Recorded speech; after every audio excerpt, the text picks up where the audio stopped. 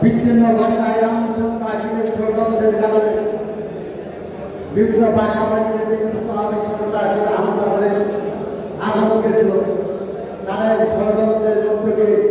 আমাদের দুজন জাতীয়তাবাদী নেতা যারা এই করতে দীর্ঘ 1 মাস এবং 2 মাসের মধ্যে আপনাদের সাথে আন্দোলন করেছিলেন সেই রাব্বি এবং মনপুর শহীদ হয়েছে সেই শহীদের বিদেয়ী আত্মার প্রতি মাত্রার কামনা করি এবং তাদের সব সংক্ষিপ্ত পরিবারের প্রতি সমবেদনা জানাচ্ছি এবং আমি এই মঞ্চ থেকে আপনাদের কাছে জানাতে চাই যে তাদের পরিবারের সবাই সার্বিক সহযোগিতা তাদের পরিবারে যদি আর্থিক কোনো সংকট থাকে তাদের পরিবারের সন্তানদের তাদের ভাই বোন মানবা যদি কোনো প্রকার সহযোগিতা লাগে